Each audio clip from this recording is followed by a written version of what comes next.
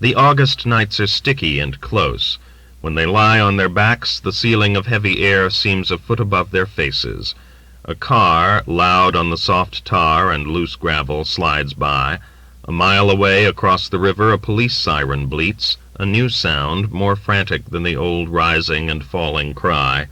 Nelson turns on a light, makes water, flushes the toilet, turns out the light with a snap close to their ears. Had he been listening? Could he ever be watching? Jill's breath saws in her throat. She is asleep. He finds her when he comes back from work, sitting and reading, sitting and sewing, sitting and playing Monopoly with Nelson. Her books are spooky, yoga, psychiatry, Zen, plucked from the racks at the Acme. Except to shop, she reluctantly goes outdoors even at night. It is not so much that the police of several states are looking for her, they are looking as well for thousands like her, as that the light of common day and the sights and streets that have been the food of Rabbit's life seem to strike her as poisonous and too powerful. They rarely watch television, since she leaves the room when they turn the set on, though when she's in the kitchen he sometimes sneaks himself a dose of 6 o'clock news. Instead, in the evenings, she and Nelson discuss God, beauty, meaning. "Whatever men make," she says, "what they felt when they made it is there. If it was made to make money, it will smell of money. That's why these houses are so ugly. All the corners they cut are still in them, all the savings. That's why the cathedrals are so lovely. Nobles and ladies in velvet and ermine dragged the stones up the ramps. Think of a painter. He stands in front of the canvas with a color on his brush. Whatever he feels when he makes the mark, if he's tired or bored or happy or proud, will be there. The same color, but we'll feel it. Like fingerprints, like handwriting. Man is a mechanism for turning things into spirit, and turning spirit into things." "What's the point?" Nelson asks. "The point is ecstasy," she says. "Energy. Anything that is good is in ecstasy. The world is what God made, and it doesn't stink of money. It's never tired, too much or too little. It's always exactly full. The second after an earthquake, the stones are calm. Everywhere is play, even in thunder or an avalanche. Out on my father's boat I used to look up at the stars, and there seemed to be invisible strings between them, tuned absolutely right, playing thousands of notes I could almost hear." "Why can't we hear them?" Nelson asks. "Because our egos make us deaf. Our egos make us blind. Whatever we think about ourselves, it's like putting a piece of dirt in our eye. There's that thing in the Bible. That's what he meant. Without our egos, the universe would be absolutely clean. All the animals and rocks and spiders and moon rocks and stars and grains of sand absolutely doing their thing unself-consciously. The only consciousness would be God's. Think of it, Nelson, like this. Matter is the mirror of spirit, but it's three-dimensional, like an enormous room, a ballroom, and inside it are these tiny other mirrors tilted this way and that and throwing the light back the wrong way. Because to the big face looking in, these little mirrors are just dark spots where he can't see himself." Rabbit is entranced to hear her going on like this. Her voice, laconic and dry normally, moves through her sentences as through a memorized recitation pitched low, an underground murmur. She and Nelson are sitting on the floor with the Monopoly board between them, houses and hotels and money. The game has been going on for days. Neither gives any sign of knowing he has come into the room and is towering above them. Rabbit asks, "Why doesn't he just do away with the spots, then? I take it the spots are us." Jill looks up, her face blank as a mirror in this instant. Remembering last night, he expects her to look burned around the mouth. It had been like filling a slippery, narrow-mouthed pitcher from an uncontrollable faucet.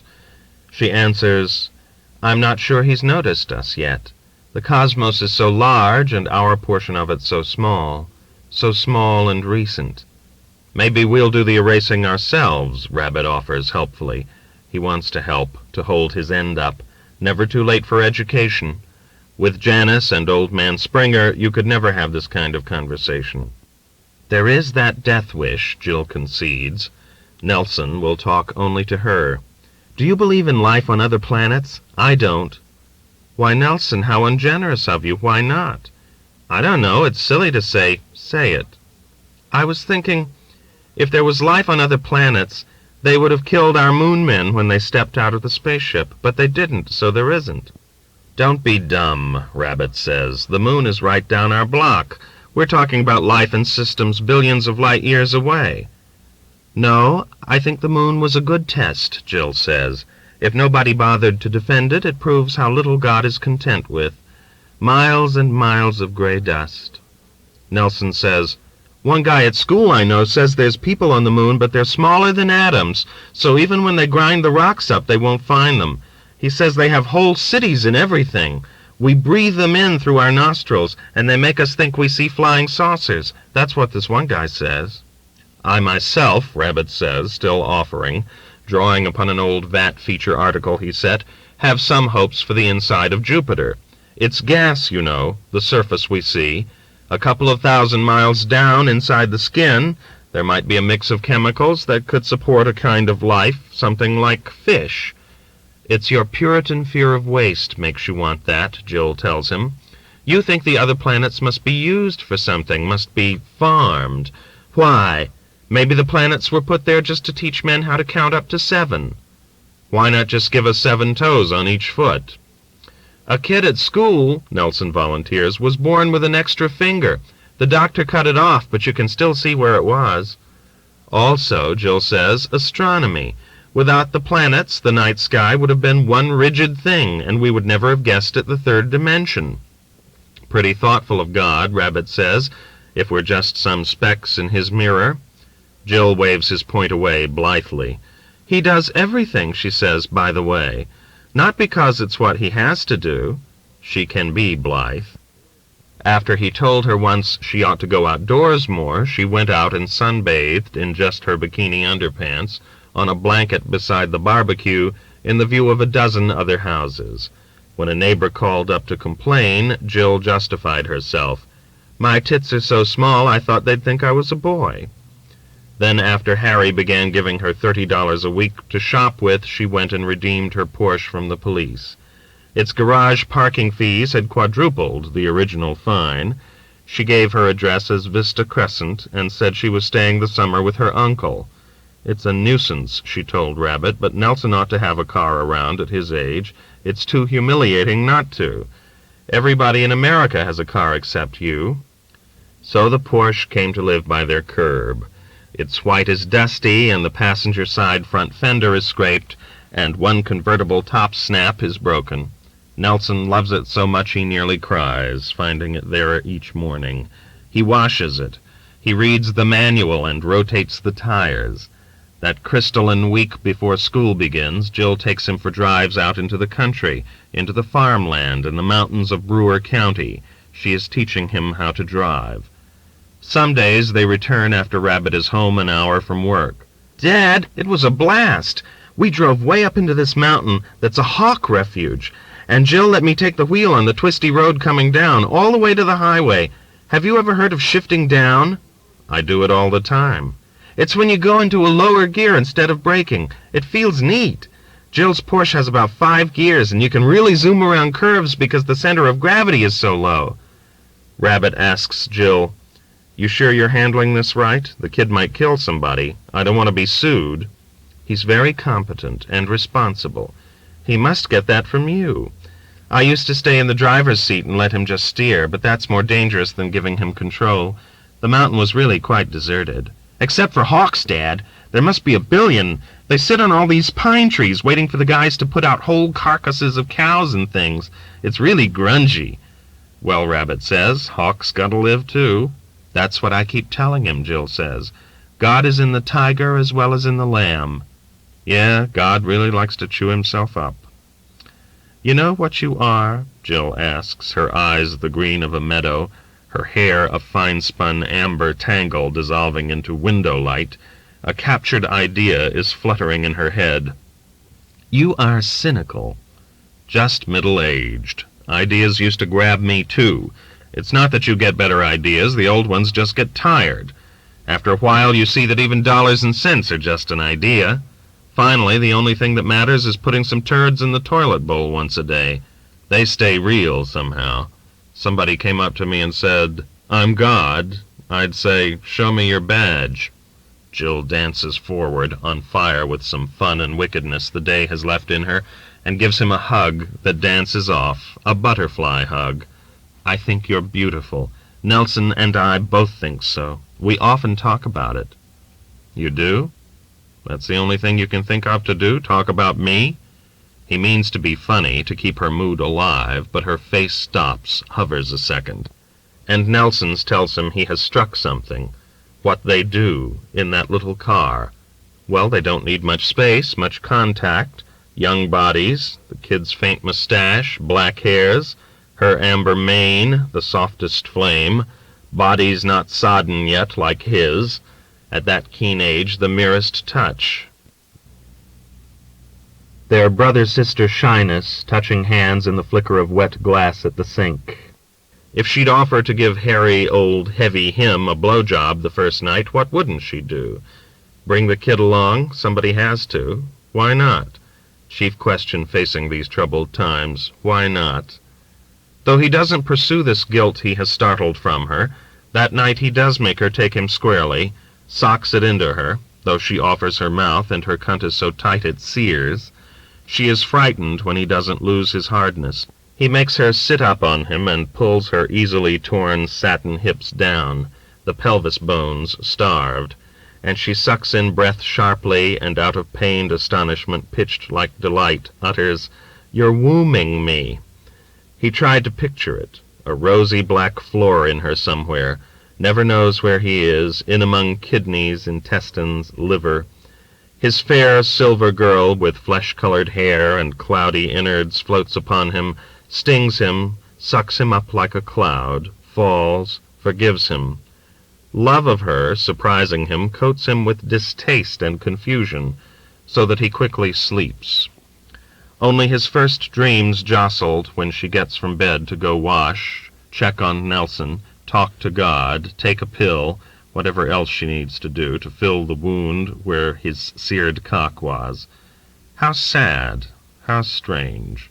We make companions out of air and hurt them, so they will defy us, completing creation. Harry's father sidles up to him at the coffee break. "How's every little thing, Harry?" "Not bad." "I hate like hell to nag like this. You're a grown man with your own miseries, I know that, but I'd be appreciative as hell if you'd come over some evenings and talk to your mother. She hears all sorts of malicious falderall about you and Janice now, and it would help settle her down if you could put her straight. We're no moralists, Harry, you know that. Your mother and I tried to live by our own lights and to raise the 2 children God was good enough to give us by those same lights. But I know damn well it's a different world now, so we're no moralists, me and Mary." "How is her health, generally?" "Well, that's another of these problematical things, Harry. They've gone ahead and put her on this new miracle drug. They have some name for it I can never remember. L-Dopa. That's right, L-Dopa. It's still in the experimental stage, I guess, but there's no doubt in a lot of cases it works wonders. Trouble is, also, it has these side effects they don't know too much about. Depression, in your mother's case, some nausea and lack of appetite, and nightmares, Harry.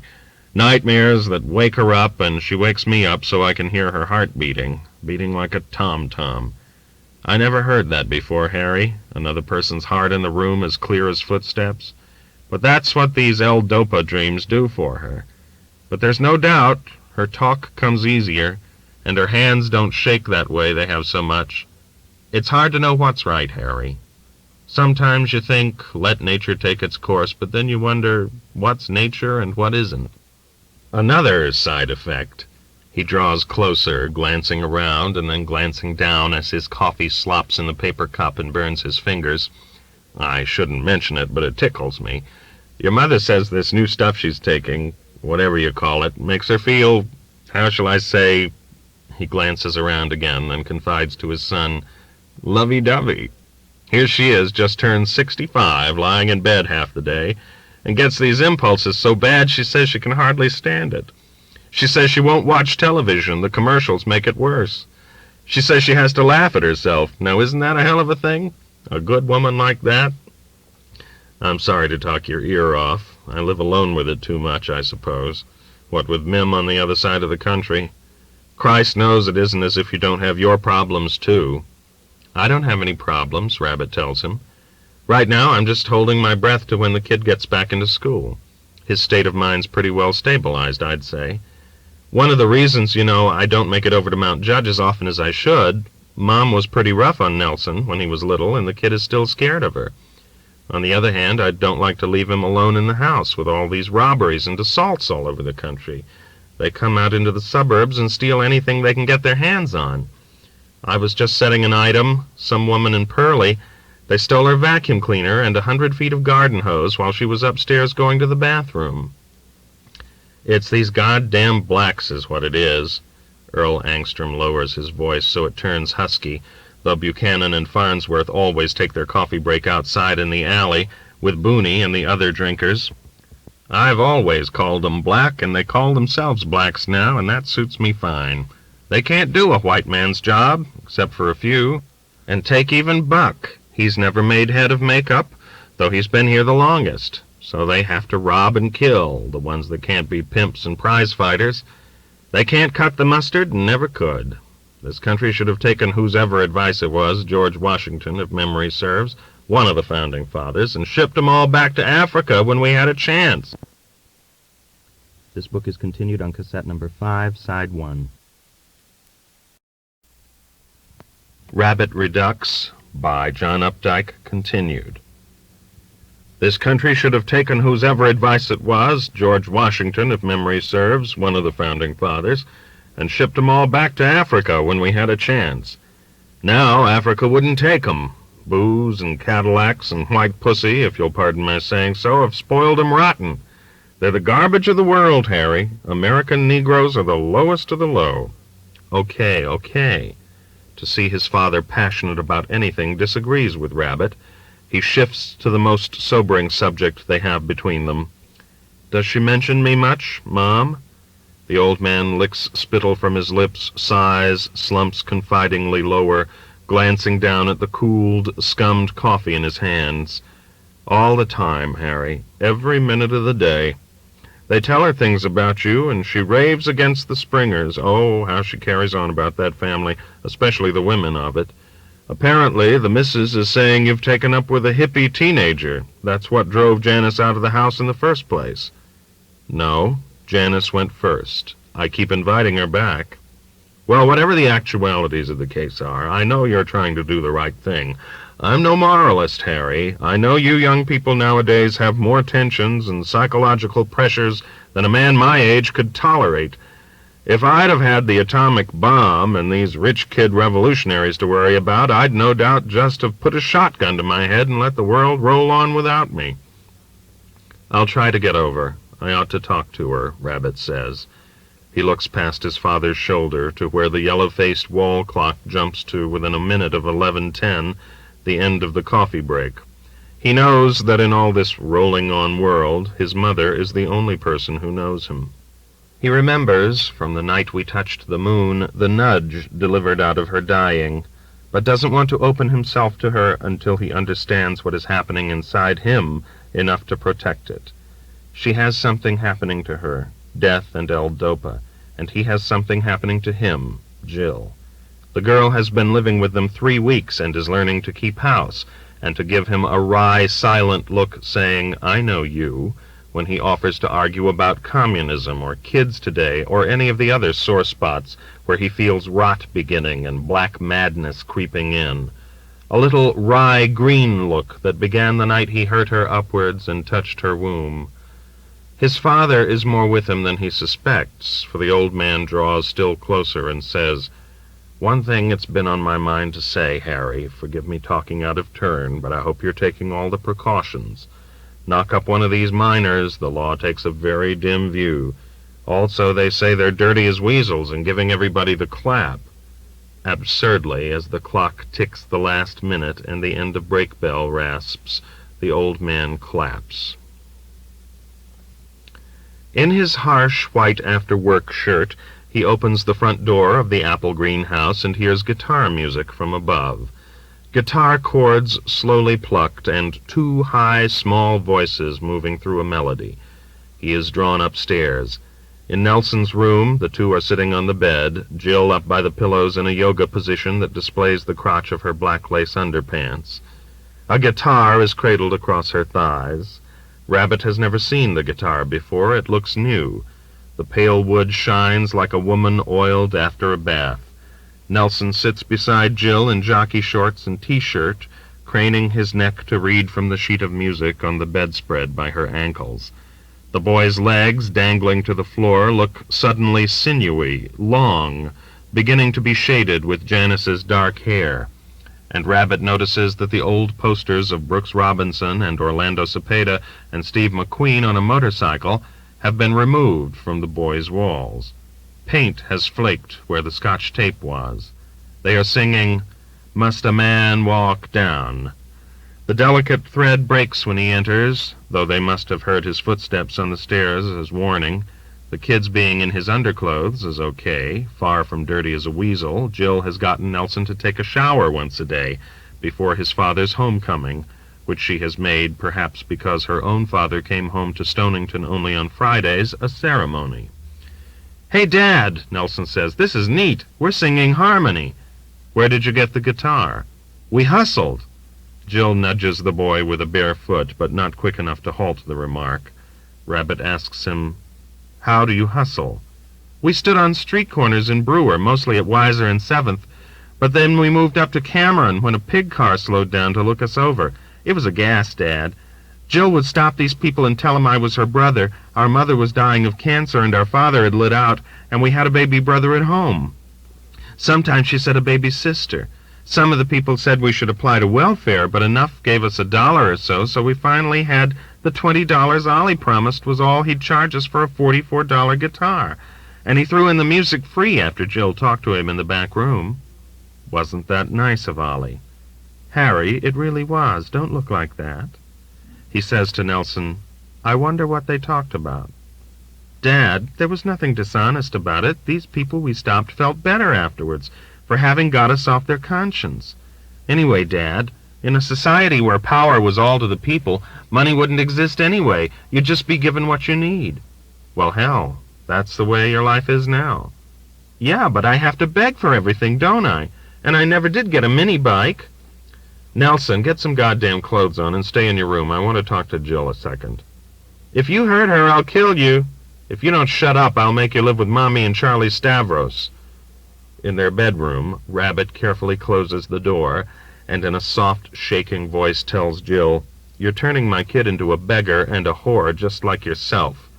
And after waiting a second for her to enter a rebuttal, slaps her thin, disdainful face with its prim lips and its green eyes drenched so dark in defiance their shade is as of tree leaves.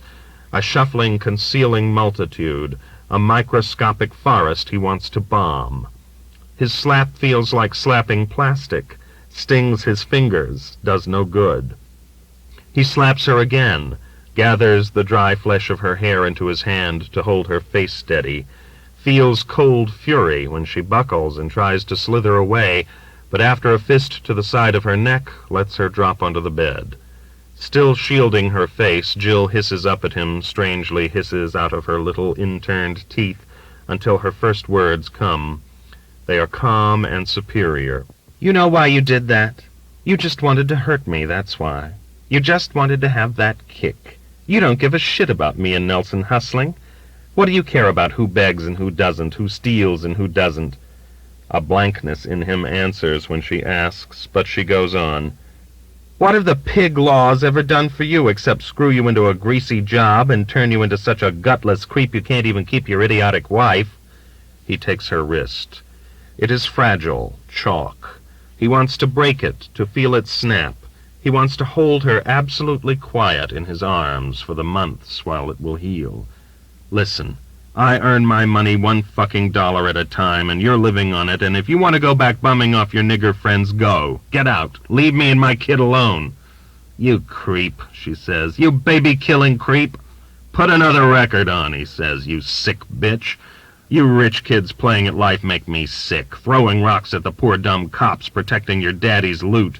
You're just playing, baby. You think you're playing a great game of happy cunt, but let me tell you something. My poor dumb mutt of a wife throws a better piece of ass backwards than you can manage frontwards. Backwards is right. She couldn't stand facing you. He squeezes her chalk wrist tighter, telling her, "You have no juice, baby. You're all sucked out and you're just 18. You've tried everything and you're not scared of nothing and you wonder why it's all so dead. You've had it handed to you, sweet baby. That's why it's so dead. Fucking Christ, you think you're going to make the world over? You don't have a fucking clue what makes people run. Fear. That's what makes us poor bastards run. You don't know what fear is, do you, poor baby? That's why you're so dead." He squeezes her wrist until he can picture the linked, curved bones in it bending ghostly as in an X-ray, and her eyes widen a fraction, a hairspace of alarm he can see only because he is putting it there. She tugs her wrist free and rubs it, not lowering her eyes from his. "People have run on fear long enough," Jill says. "Let's try love for a change." "Then you better find yourself another universe. The moon is cold, baby. Cold and ugly. If you don't want it, the commies do. They're not so fucking proud." "What's that noise?" It is Nelson, crying, outside the door, afraid to come in. It had been the same way with him and Janice, their fights. Just when they were getting something out of them, the kid would beg them to stop. Maybe he imagined that Becky had been killed in just such a quarrel, that this one would kill him. Rabbit lets him in and explains, "We were just talking politics." Nelson squeezes out in the spaces between his sobs, "Daddy, why do you disagree with everybody?" "Because I love my country and can't stand to have it knocked." "If you loved it, you'd want it better," Jill says. "If it was better, I'd have to be better," he says seriously. And they all laugh. He last. Thus, through lame laughter, she still rubs her wrists, the hand he hit her with begins to hurt, they seek to reconstitute their family. For supper, Jill cooks a fillet of sole, lemony, light, simmered in sunshine, skin flaky brown. Nelson gets a hamburger with wheat germs sprinkled on it to remind him of a nut burger. Wheat germs, zucchini, water chestnuts, celery salt, familia. These are some of the exotic items Jill's shopping brings into the house. Her cooking tastes to him of things he never had. Candlelight, salt water, health fads, wealth, class. Jill's family had a servant, and it takes her some nights to understand that dirtied dishes do not clear and clean themselves by magic, but have to be carried and washed. Rabbit, still, Saturday mornings, is the one to vacuum the rooms, to bundle his shirts and the sheets for the laundry, socks and underwear for the washer in the basement. He can see what these children cannot: dust accumulate, deterioration advance, chaos seep in, time conquer. But for her cooking, he is willing to be her servant part-time. Her cooking has renewed his taste for life. They have wine now with supper, a California white in a half-gallon jug, and always a salad. Salad in Brewer County cuisine tends to be a brother of sauerkraut, fat with creamy dressing. But Jill's hands toss lettuce in a glowing film invisible as health. Where Janice would for dessert offer some doughy goody from the half-a-loaf, Jill concocts designs of fruit, and her coffee is black nectar compared to the watery tar Janice used to serve. Contentment makes Harry motionless. He watches the dishes be skimmed from the table and resettles expansively in the living room. When the dishwashing machine is fed and chugging contentedly, Jill comes into the living room, sits on the tacky carpet, and plays the guitar. What does she play? Farewell, Angelina, The Sky is on Fire, and a few others she can get through a stanza of. She has maybe 6 chords. Her fingers on the frets often tighten on strands of her hanging hair. It must hurt. Her voice is a thin instrument that quickly cracks. "All my trials, Lord, soon be over," she sings, quitting, looking up for applause. Nelson applauds. Small hands. "Great," Rabbit tells her, and mellow on wine goes on an apology for his life. "No kidding. I once took that inner light trip, and all I did was bruise my surroundings. Revolution, or whatever, is just a way of saying a mess is fun. Well, it is fun for a while. As long as somebody else has laid in the supplies, a mess is a luxury, is all I mean. Jill has been strumming for him between sentences, part helping him along, part poking fun. He turns on her. Now you tell us something. You tell us the story of your life. I've had no life, she says, and strums. No man's daughter and no man's wife. Tell us a story, Nelson begs, from the way she laughs, showing her spaced gray teeth and letting her thin cheeks go dimply. They see she will comply. This is the story of Jill and her lover who was ill, she announces, and releases a chord. It's as if Rabbit thinks, studying the woman shape of the guitar, the notes are in there already, waiting to fly from the dovecote of that round hole. Now Jill goes on, was a comely lass, raised in the bosom of the middle class. Her dad and mother each owned a car, and on the hood of one was a Mercedes star. I don't know how much longer I can go on rhyming, she strums quizzically. Don't try it, Rabbit advises. Her upbringing, emphasis on the ging, was orthodox enough, sailing and dancing classes and Francais and all that stuff. Keep rhyming, Jill, Nelson begs. Menstruation set in at age 14, but even with her braces off, Jill was no queen. Her knowledge of boys was confined to boys who played tennis and whose parents with her parents dined, which suited her perfectly well, since having observed her parents drinking and chatting and getting and spending, she was in no great hurry to become old and fat and swell. Ooh, that was a stretch. Don't rhyme on my account, Rabbit says. I'm getting a beer. Anyone else want one? Nelson calls, I'll share yours, Dad. Get your own. I'll get it. Jill strums to reclaim their attention. Well, to make a boring story short, one summer, she searches ahead for a rhyme, then adds, after her daddy died, uh-oh, Rabbit says, returning with 2 beers, she met a boy who became her psychophysical guide. Rabbit pulls his tab and tries to hush the His name was Freddie. He sees there is nothing to do but yank it, which he does so quickly the beer foams through the keyhole. And the nicest thing about him was that she was ready. Strum. He had nice brown shoulders from being a lifeguard, and his bathing suit held something sometimes soft and sometimes hard. He came from far away, from romantic Rhode Island across Narragansett Bay. Hey, Rabbit olays. The only bad thing was, inside, the nice brown lifeguard had already died. Inside there was an old man with a dreadful need for pot and hash and LSD and speed. Now her strumming takes a different rhythm, breaking into the middle on the offbeat. He was a born loser, though his teeth were pearly white, and he fucked sweet Virgin Jill throughout one sandy night. She fell for him, strum, and got deep into his bag of being stoned.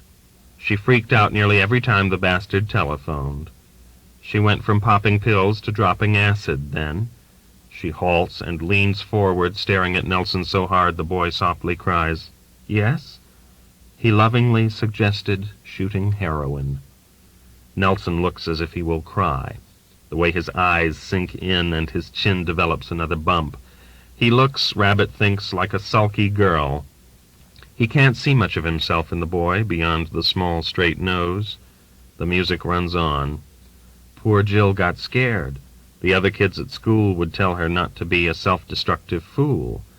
Her mother, still in mourning, was being kept busy by a divorced tax lawyer from nearby Westerly. Bad Freddie was promising her heaven above when all Jill wanted was his mundane love. She wanted the feel of his prick, not the prick of the needle. But Freddie would beg her and stroke her and sweet-talk and wheedle. And Rabbit begins to wonder if she has done this before. That rhyme was so slick. What hasn't this kid done before? She was afraid to die. Strum, strum, pale orange hair thrashing. He asked her why.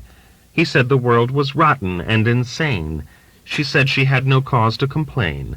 He said racism was rampant, hold out your arm. She said no white man but him had ever done her any harm. He said the first shot will just be beneath the skin. She said, okay, lover, put that shit right in. Strum, strum, strum. Face lifted toward them, she is a banshee, totally bled. She speaks the next line. It was hell. Strum. He kept holding her head and patting her ass and saying relax, he'd been to life-saving class. He asked her hadn't he shown her the face of God. She said yes, thank you, but she would have been happy to settle for less. She saw that her lover with his brown skin and white teeth was death. She feared him and loved him with every frightened breath. So what did Jill do? Silence hangs on the upbeat. Nelson blurts, "What?" Jill smiles. She ran to the Stonington Savings Bank and generously withdrew. She hopped inside her Porsche and drove away, and that is how come she is living with you two creeps today. Both father and son applaud. Jill drinks deep of the beer as a reward to herself. In their bedroom, she is still in the mood, artistic elation, to be rewarded. Rabbit says to her, "Great song, but you know what I didn't like about it?" "What?" "Nostalgia. You miss it, getting stoned with Freddie." "At least," she says, "I wasn't just playing, what did you call it, happy cunt." "Sorry, I blew my stack." "Still want me to go?" Rabbit, having sensed this would come, hangs up his pants, his shirt, puts his underclothes in the hamper. The dress she has dropped on the floor he drapes on a hook in her half of the closet. Her dirty panties he puts in the hamper. "No, stay. Beg me." He turns, a big, tired man, slack-muscled, who has to rise and set type in 8 hours. "I beg you to stay. Take back those slaps." "How can I?" "Kiss my feet." He kneels to comply, annoyed at such ready compliance, which implies pleasure. She stiffens her feet and kicks so her toenails stab his cheek, dangerously near his eyes. He pins her ankles to continue his kissing, slightly doughy, matronly ankles. Green veins on her insteps. Nice remembered locker room taste. Cheap vanilla. "Your tongue between my toes," she says. Her voice cracks timidly, issuing the command. When again he complies, she edges forward on the bed and spreads her legs. "Now here." She knows he enjoys this, but asks it anyway to see what she can make of him, this strange man. His head, with its stubborn, old-fashioned short haircut, the enemy's uniform, athlete and soldier, bone above the ears, dingy blonde silk thinning on top, feels large as a boulder between her thighs. The excited warmth of singing her song, ebbing, unites with the distant warmth of his tongue, lapping. A spark kindles. A green sprig lengthens in the desert she has willed within her. "A little higher," Jill says, then her voice quite softened and crumbling. "Faster."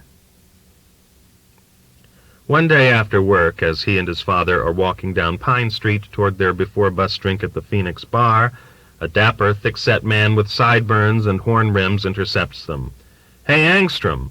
Both father and son halt, blink. In the tunnel of sunshine after their day of work, they generally feel hidden. Harry recognizes Stavros. He is wearing a suit of little slate-gray checks on a ground of greenish threads. He looks a touch thinner, more brittle, his composure more of an effort. Maybe he is just tense for this encounter. Harry says, "Dad, I'd like you to meet a friend of mine, Charlie Stavros, Earl Angstrom." "Pleased to meet you, Earl." The old man ignores the extended square hand and speaks to Harry, "Not the same Stavros that's ruined my daughter-in-law." Stavros tries for a quick sale. "Ruined? That's pretty strong. Humored is more how I'd put it." His try for a smile ignored, Stavros turns to Harry. "Can we talk a minute? Maybe have a drink down at the corner? Sorry to butt in like this, Mr. Angstrom." "Harry, what is your preference? You want to be left alone with this scum, or shall we brush him off?" "Come on, Dad, what's the point?" "You young people may have your own ways of working things out, but I'm too old to change. I'll get on the next bus. Don't let yourself be talked into anything. This son of a bitch looks slick. Give my love to Mom. I'll try to get over this weekend." "If you can, you can. She keeps dreaming about you and Mim." "Yeah, sometime could you give me Mim's address?" "She doesn't have an address, just care of some agent in Los Angeles. That's the way they do it now." "You were thinking of writing her?" Maybe send her a postcard. See you tomorrow." "Terrible dreams," the old man says, and slopes to the curb to wait for the 16A bus, cheated of his beer, the thin, disappointed back of his neck reminding Harry of Nelson. Inside the Phoenix it is dark and cold. Rabbit feels a sneeze gathering between his eyes. Stavros leads the way to a booth and folds his hands on the Formica tabletop, hairy hands that have held her breasts. Harry asks, "How is she?" "She? Oh, hell, in fine form." Rabbit wonders if this means what it seems. The tip of his tongue freezes on his palate, unable to think of a delicate way to probe.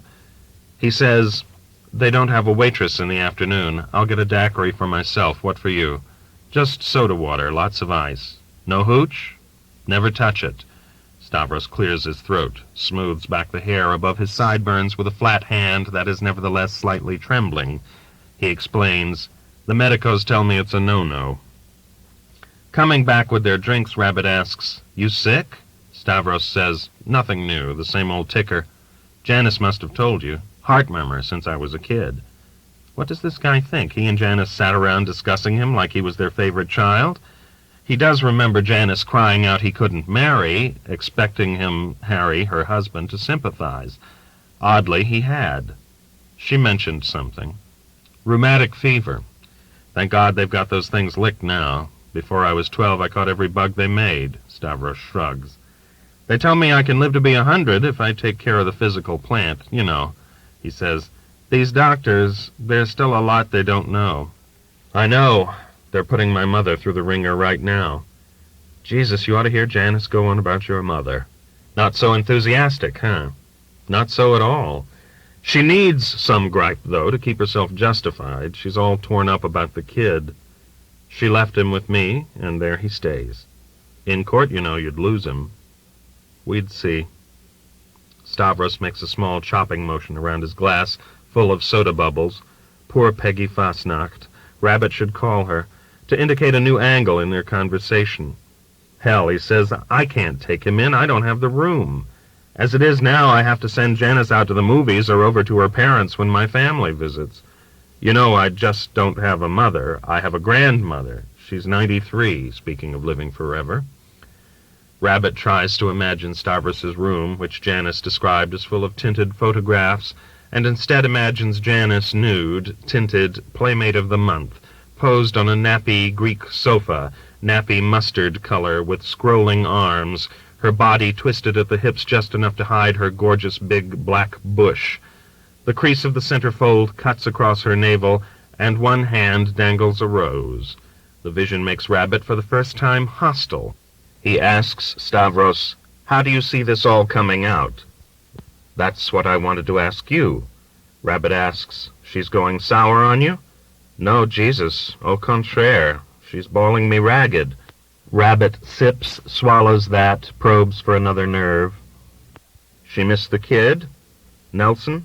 He comes over to the lot some days, and she sees him weekends anyhow. I don't know as she saw much more of him before. I don't know as how motherhood is Janice's best bag anyway. What she doesn't much care for is the idea of her baby just out of diapers shacking up with this hippie.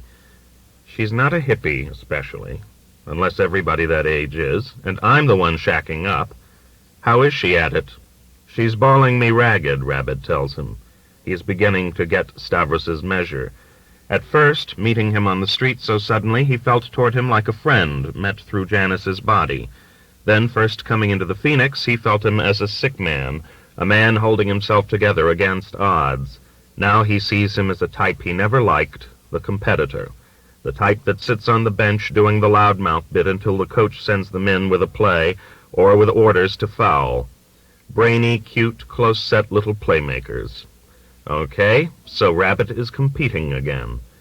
What he has to do is hang loose and let Stavros make the move. Stavros hunches his square shoulders infinitesimally, has some soda, and asks, "What do you see yourself doing with this hippie?" "She has a name, Jill." "What's Jill's big picture, do you know?" "No, she has a dead father and a mother she doesn't like. I guess she'll go back to Connecticut when her luck runs thin." "Aren't you being, so to speak, her luck?" "I'm part of her picture right now, yeah." "And she of yours." You know, your living with this girl gives Janice an open and shut divorce case. You don't scare me somehow. Do I understand that you've assured Janice that all she has to do is come back and the girl will go? Rabbit begins to feel it, where Stavros is pressing for the opening. The tickle above his nose is beginning up again. No, he says, praying not to sneeze, you don't understand that. He sneezes. 6 faces at the bar look around. The little Schlitz spinner seems to hesitate. They are giving away refrigerators and ski weekends in Chile on the TV. You don't want Janice back now. I don't know. You would like a divorce so you can keep living the good life? Or marry the girl, maybe even? Jill? She'll break your balls, sport. You think too fast. I'm just living day by day, trying to forget my sorrow. I've been left, don't forget. Some slick-talking, kinky-haired, peacenik-type Japanese car salesman lured her away. I forget the son of a bitch's name. That isn't exactly the way it was. She came pounding on my door. You let her in? Stavros looks surprised. What else? She had put herself out on a limb. Where could she go? My taking her in made the least trouble for everybody. And now it's trouble? Stavros fiddles his fingertips as if cards are in them. If he loses this trick, can he take the rest? Her staying on with me gives her expectations we can't fulfill. Marriage isn't my thing, sorry, for anybody. Don't try to be polite.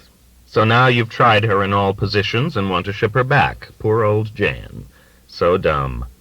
I don't find her dumb. I find her unsure of herself. She wants what every normal chick wants, to be Helen of Troy. There have been hours when I gave her some of that. I can't keep giving it to her. It doesn't hold up. He becomes angry. His square brow darkens. What do you want? You're sitting there twitching your whiskers watching me squirm, so how about it? If I kick her out, will you pick her up? Kick her out and see. She can always go live with her parents. Her mother drives her crazy. That's what mothers are for. Rabbit pictures his. There is a depth of suffering, of tooth-sore reality beneath this finagle that makes it silly, worse than silly, evil. His bladder gets a touch of that guilty sweetness it had when as a child he was running to school late beside the slime-rimmed gutter water that ran down from the ice plant. He tries to explain. Listen, Stavros, you're the one in the wrong. You're the one screwing another man's wife. If you want to pull out, pull out. Don't try to commit me to one of your fucking coalition governments. Back to that, Stavros says. Right, you intervened, not me. I didn't intervene. I performed a rescue. That's what all us hawks say. He is eager to argue about Vietnam, but Stavros keeps to the less passionate subject. She was desperate, fella. Christ, hadn't you taken her to bed in 10 years? I resent that. Go ahead, resent it. She was no worse off than 1,000,000 wives. We had relations. They didn't seem so bad to me. All I'm saying is, I didn't cook this up. It was delivered to me hot. I didn't have to talk her into anything. She was pushing all the way. I was the first chance she had. If I'd been a one-legged milkman, I would have done. You're too modest. Stavros shakes his head. She's some tiger. Stop it, you're giving me a hard-on. Stavros studies him squarely. You're a funny guy. Tell me what it is you don't like about her now. His merely interested tone relaxes Stavros's shoulders an inch. The man measures off a little cage in front of his lapels. It's just too confining. It's weight I don't need. I gotta keep light on an even keel. Between you and me, I'm not going to live forever. You just told me you might. The odds are not. You know, you're just like me, the way I used to be. Everybody now is like the way I used to be. She's had her kicks for the summer. Let her come back. Tell the hippie to move on. That's what she wants to hear anyway. Rabbit sips the dregs of his second daiquiri. It is delicious to let this silence lengthen, widen. He will not promise to take Janice back. The game is on ice. He says at last, because continued silence would have been unbearably rude. Just don't know. Sorry to be so vague. Stavros takes it up quickly. She on anything? Who? This nympho of yours. On something? You know, pills, acid. She can't be on horse or you wouldn't have any furniture left. Jill? No, she's kicked that stuff. Don't you believe it. They never do. These flower babies, dope is their milk. She's fanatic against. She's been there and back, not that this is any of your business. Rabbit doesn't like the way the game has started to slide. There is a hole he is trying to plug and can't. How about Nelson? Is he acting different? He's growing up. The answer sounds evasive. Stavros brushes it aside. Drowsy, nervous, taking naps at odd times. What do they do all day while you're playing hunt and peck? They must do something, fella. She teaches him how to be polite to scum, fella. Let me pay for your bilge water. So what have I learned? I hope nothing. But Stavros has sneaked in for that layup, and the game is in overtime. Rabbit hurries to get home, to see Nelson and Jill, to sniff their breaths, look at their pupils, whatever. He has left his lamb with a viper. But outside the Phoenix, in the hazed sunshine held at its September tilt, traffic is snarled, and the buses are caught along with everything else. A movie is being made. Rabbit remembers it mentioned in the VAT. Brewer Middle America. Gotham filmmakers think so. That Brewer had been chosen for a location by some new independent outfit. None of the stars' names meant anything to him. He forgot the details. Here they are. An arc of cars and trucks mounted with lights extends halfway into Weiser Street, and a crowd of locals with rolled-up shirt sleeves and bag-lugging grannies and Negro delinquents straggles into the rest of the street to get a closer look, cutting down traffic to one creeping lane. The cops that should be unsnarling the tangle are ringing the show, protecting the movie makers. So tall, Rabbit gets a glimpse from a curb. One of the boarded-up stores near the old Baghdad that used to show MGM, but now is given over to Skin Flicks, Sepia Follies, Honeymoon in Swapland, has been done up as a restaurant front. A tall, salmon-faced man with taffy hair and a little bronze-haired trick emerge from this pretend restaurant arm in arm, and there is some incident involving a passer-by, another painted actor who emerges from the crowd of dusty real people watching, a bumping into, followed by laughter on the part of the first man and the woman, and a slow, resuming look that will probably signal when the film is all cut and projected that they are going to fuck. They do this several times. Between times, everybody waits, wisecracks, adjusts lights and wires. The girl from Rabbit's distance is impossibly precise. Her eyes flash, her hair hurls reflections like a helmet. Even her dress scintillates. When someone, a director or electrician, stands near her, he looks dim. And it makes Rabbit feel dim and guilty to see how the spotlights carve from the sunlight a yet brighter day, a lurid pastel island of heightened reality around which the rest of us, technicians, policemen, the straggling, fascinated lake of spectators, including himself, are penumbral ghosts, suppliants ignored. Local excavations unearth antiquities. As Brewer renews itself, it discovers more about itself. The large-scale demolition and reconstruction now taking place in the central city continues uncovering numerous artifacts of the olden times, which yield interesting insights into our city's past. An underground speakeasy complete with wall murals emerged to light during the creation of a parking lot at the creation of a parking lot at Muriel and Greeley Streets. Old-timers remembered the hideaway as the haunt of Gloves Noggle and other Prohibition figures, as also the training ground for musicians like Red Wenrick of sliding trombone fame, who went on to become household names on a nationwide scale. Also, old signboards are common, ingeniously shaped in the forms of cows, beehives, boots, mortars, plows. They advertise dry goods and notions, leatherwork, drugs, and medicines, produce of infinite variety. Preserved underground, most are still easily legible and date from the 19th century. Amid the old fieldstone foundations, metal tools and grindstones come to light. Arrowheads are not uncommon. Dr. Klaus Scherner, vice president of the Brewer Historical Society, spent a... At the coffee break, Buchanan struts up to Rabbit. "How's little Jilly doing for you?" "She's holding up." "She worked out pretty fine for you, didn't she?" "She's a good girl. Mixed up like kids are these days, but we've gotten used to her, my boy and me." Buchanan smiles, his fine little mustache spreading an M, and sways a half-step closer. "Little Jill's still keeping you company?" Rabbit shrugs, feeling pasty and nervous. He keeps giving hostages to Fortune. She has nowhere else to go. Yes, man, she must be working out real fine for you. Still, he doesn't walk away, go outside to the platform for his whiskey. He stays, and still smiling, but letting a pensive, considerate shadow slowly subdue his face, says, "You know, friend Harry, what with Labor Day coming on, and the kids going back to school, and all this inflation you see everywhere, things get a bit short in the financial end." "How many children do you have?" Rabbit asks politely. Working with him all these years, he never thought Buchanan was married. The plump, ash-gray man rocks back and forth on the balls of his feet. "Oh, say 5 that's been counted. They look to their daddy for support, and Labor Day finds him a little embarrassed. The cards just haven't been falling for old Lester lately." "I'm sorry," Rabbit says. "Maybe you shouldn't gamble." "I'm just tickled to death little Jilly's worked out to fit your needs," Buchanan says. "I was thinking 20 would sure help me by Labor Day." $20? "That is all. It is miraculous, Harry, how far I've learned to make a little stretch. 20 little dollars from a friend to a friend would sure make my holiday go easier all around. Like I say, seeing Jill worked out so good, you must be feeling pretty good, pretty generous. A man in love, they say, is a friend to all." But Rabbit has already fished out his wallet and found 2 tens.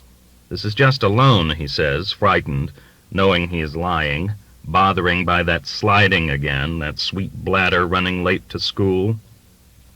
The doors will be shut. The principal, Mr. Kleist, always stands by the front doors with their rattling chains and push bars rubbed down to the yellow of brass to snare the tardy, and clapped them into his airless office where the records are kept.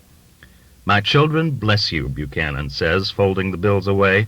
"This will buy a world of pencils." "Hey, whatever happened to Babe?" Rabbit asks. He finds, with his money in Buchanan's pocket, he has new ease. He has bought rights of inquiry. Buchanan is caught off guard.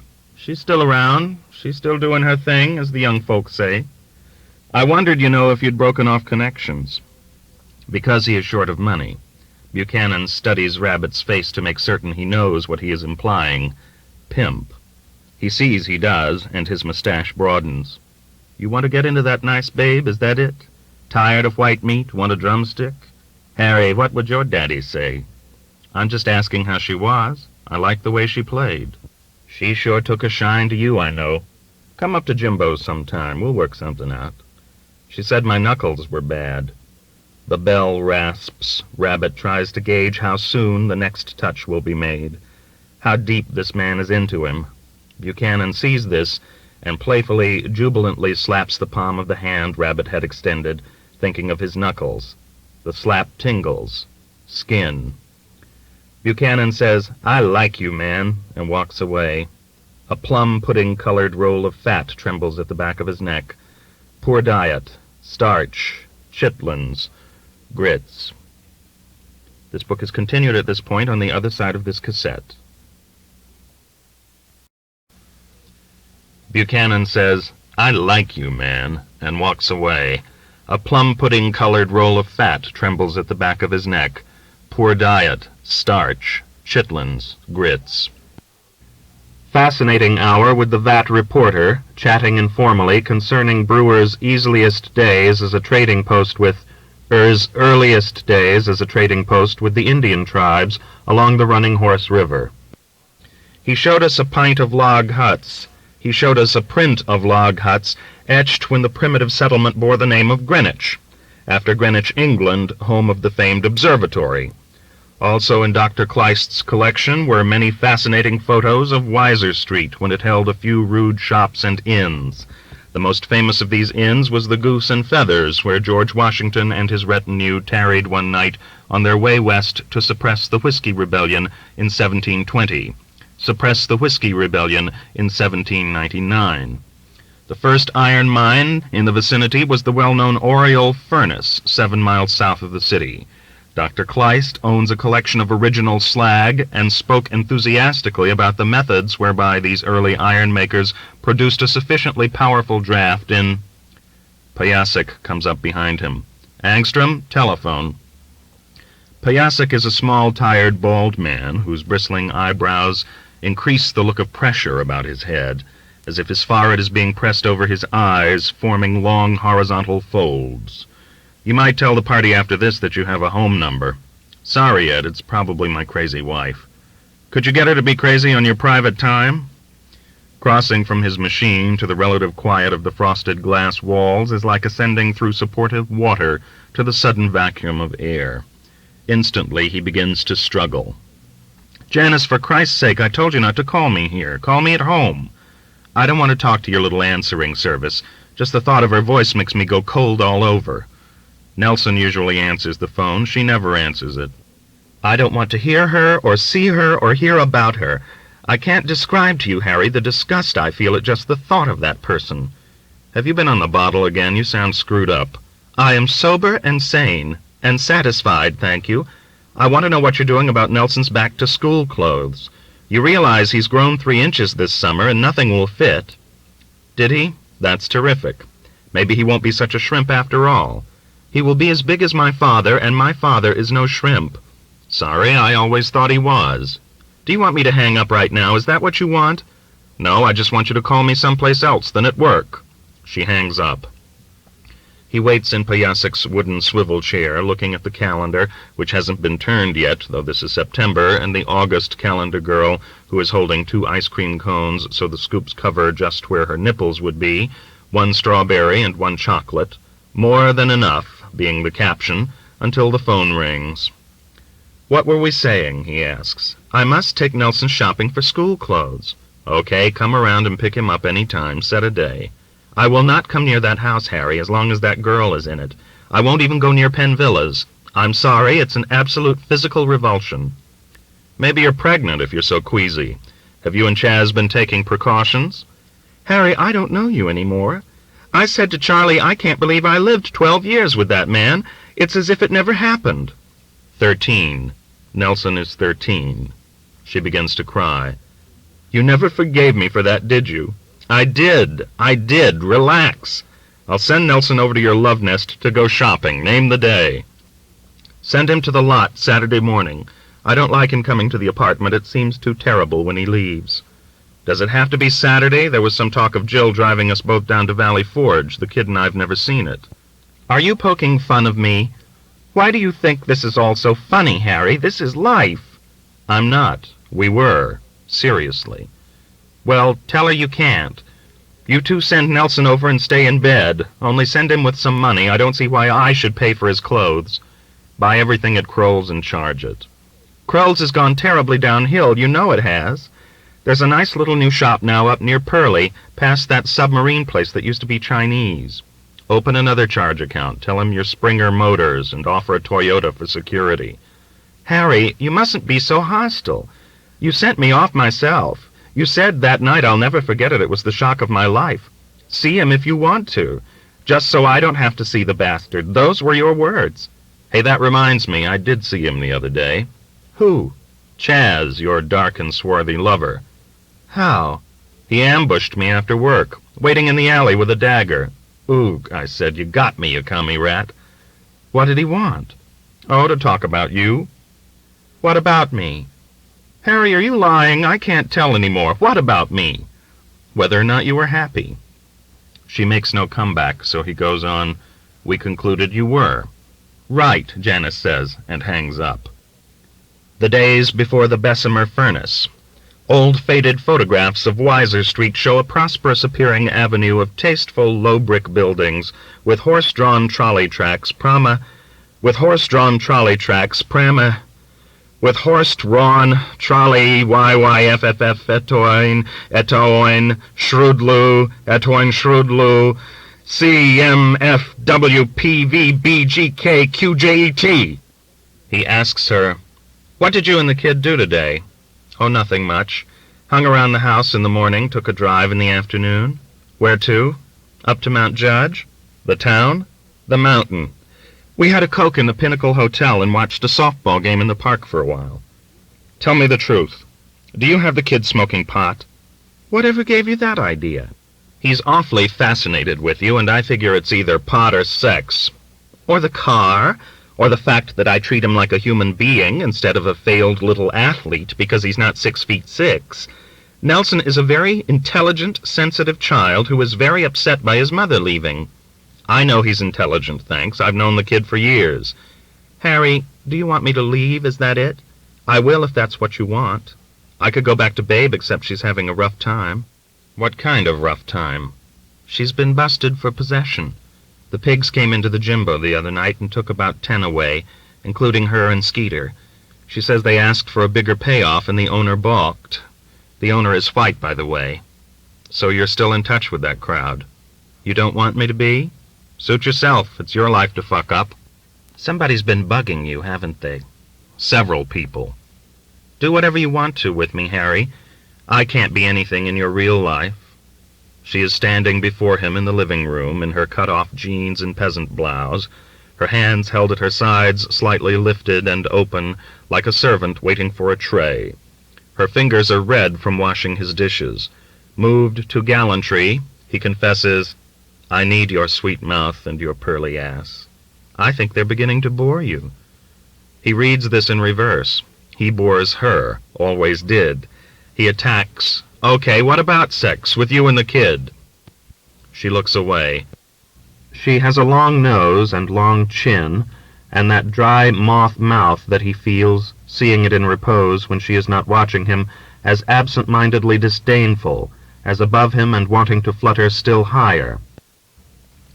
Summer has put only a few freckles on her, and these mostly on her forehead, which bulges gently as a milk pitcher. Her hair is kinky from being so much in those tiny little braids hippies make. He likes me, she answers, except it is no answer. He tells her, we can't do that trip to Valley Forge tomorrow. Janice wants Nelson to go shopping with her for school clothes, and I should go see my mother. You can drive me if you want, or I can take the bus. He thinks he is being obliging, but she gives him her blank, dead-grass stare and says, you remind me of my mother sometimes. She thought she owned me, too.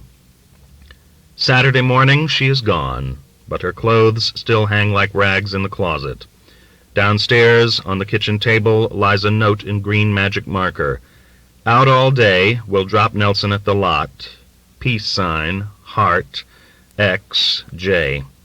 So he takes the bus. The lawns in Mount Judge, patches of grass between cement walks, are burned. Spatterings of leaves here and there in the maples are already turned gold. There is that scent in the air of going back to school, of beginning again and reconfirming the order that exists. He wants to feel good. He always used to feel good at every turning of the year, every vacation or end of vacation, every new sheet on the calendar. But his adult life has proved to have no seasons, only changes of weather, and the older he gets, the less weather interests him.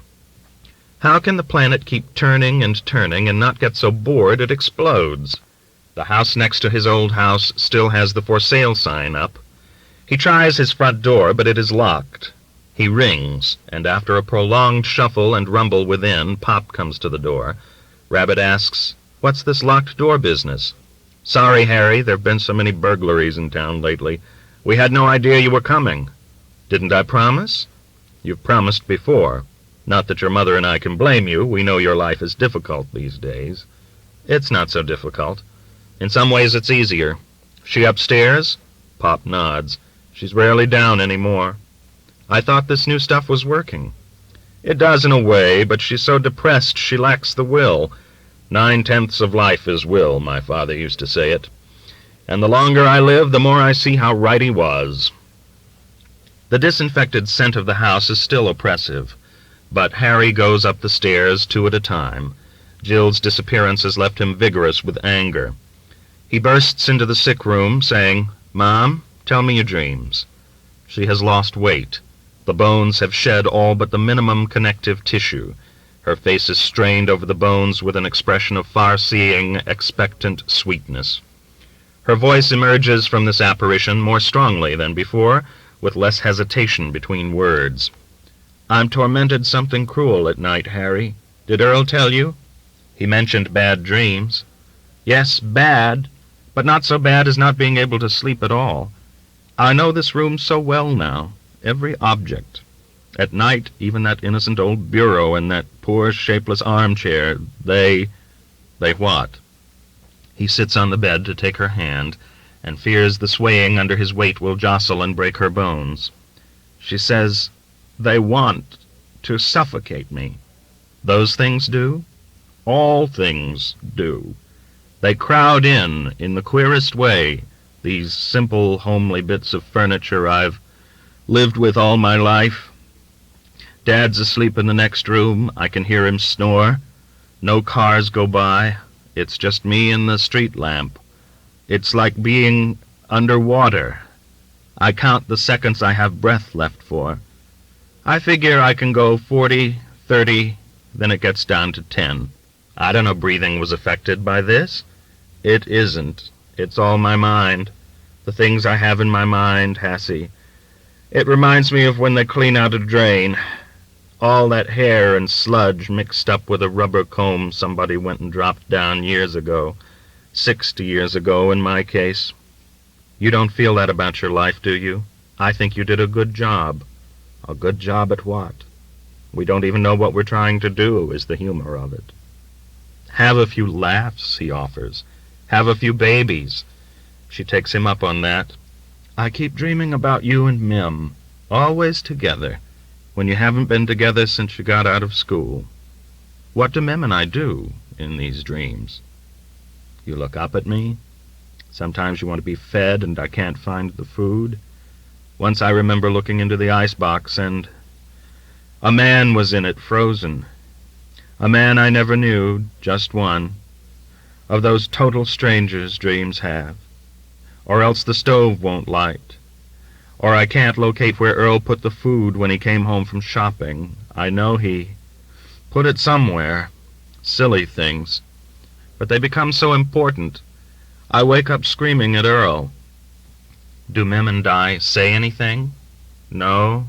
You just look up like children do. Slightly frightened, but sure I'll save the situation. This is how you look, even when I can see you're dead. Dead? Yes, all powdered and set out in coffins, only still standing up, still waiting for something from me.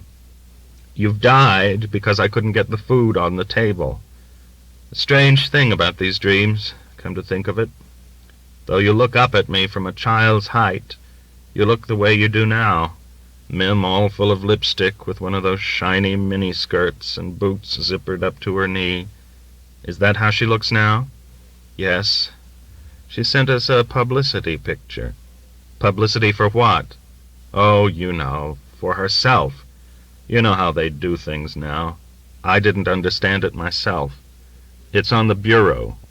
The picture, 8 by 10, very glossy, with a diagonal crease where the mailman bent it, shows Mim in a halter and bracelets and sultan pants, her head thrown back, one long bare foot. She had big feet as a child. Mom had to make the shoe salesman go deep into the stockroom, up on a hassock. Her eyes, from the way they've reshaped them, do not look like Mim at all. Only something about the nose makes it Mim, the kind of lump on the end, and the nostrils. The way as a baby they would tuck in when she started to cry is the way they tuck in now when they tell her to look sexy. He feels in this picture less Mim than the men posing her. Underneath the message, pale in ballpoint pen, she has written, "Miss you all, hope to come east soon, love Mim." A slanting, cramped hand that hadn't gone past high school.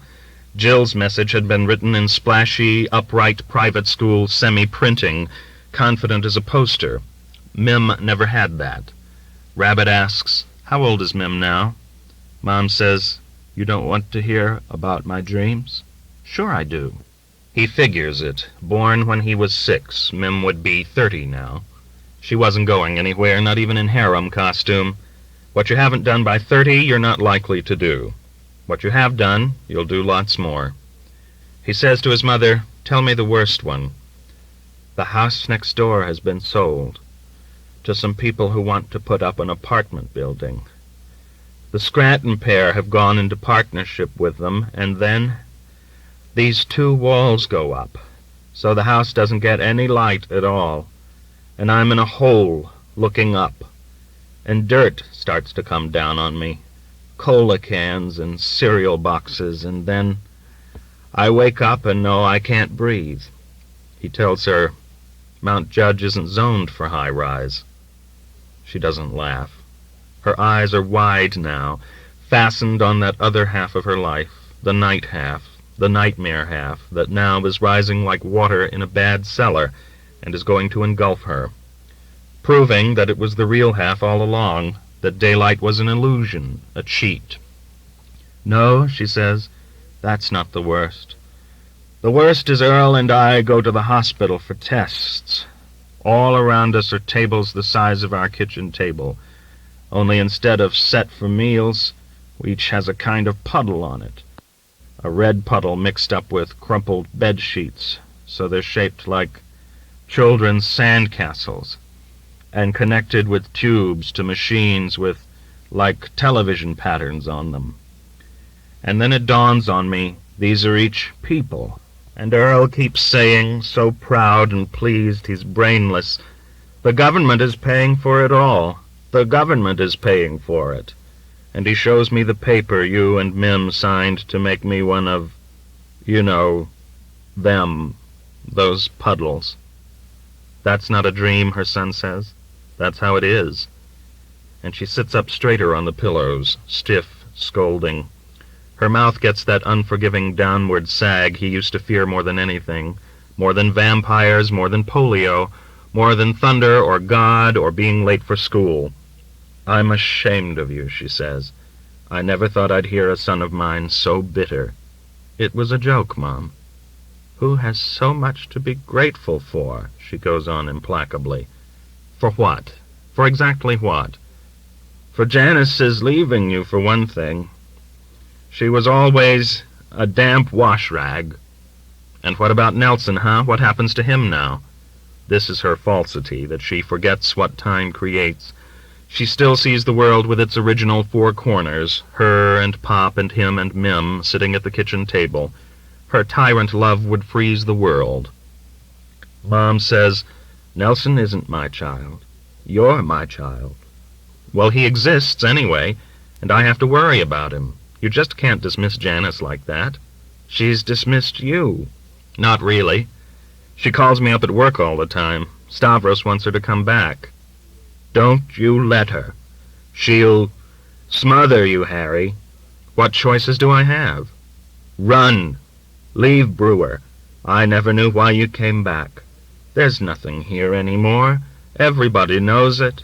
Ever since the hosiery mills went south. Be like Mim."